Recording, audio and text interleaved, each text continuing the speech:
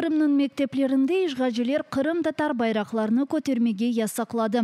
Крымсоз адлы ак корчылайчы тешкилатынын малуматларына көрө, хатыра саңлары арифесинде али окув йуртларында махсус комиссиялар чалышачак. Бу күнлері тешкил этилежек эранги бир тедбир провокация олара кабыл этилежек.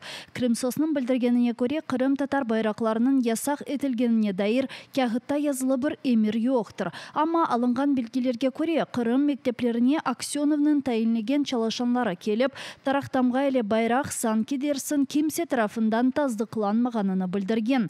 Оларнын фикринче тек Руз байрагыны яда сөзде Кырым байрагыны кулланмак мүмкүн.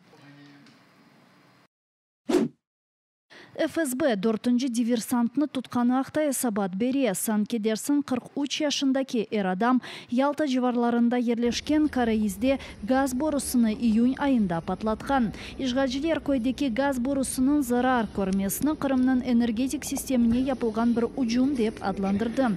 Ve elbette Украина истихбарат хизметинин эмиринен япылганын билдирди.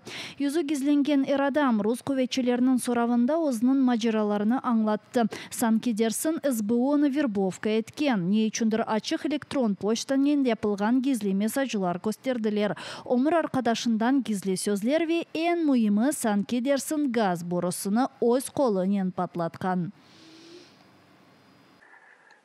Я прошелся, посмотрел место, где это возможно сделать, чтобы не было, естественно, людей рядом.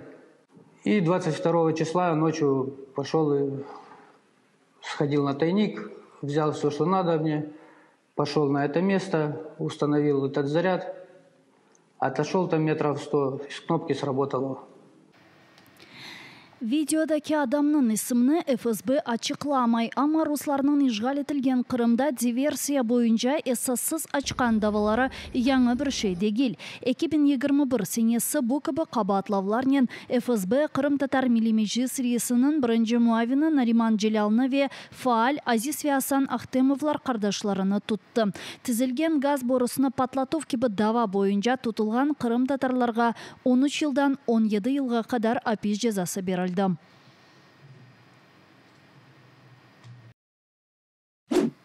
Кырымның ишгалден куртарылуы да планлаштырылган ве да имканы олган кеби көрүнө. Бу акта Украина президенти Володимир Зеленский ярымада куртарылуы боюнча топлашуудан соңра билдирди. Украина девлет рейсинин фикринче, Кырым ишгалден куртарылганынан соңра ярымадагы икътисадий имканлар, телукесизлик ве акыкый сербестлик исси кележектир. Булар Кырымда энди 2014 жылындан бери жоктур.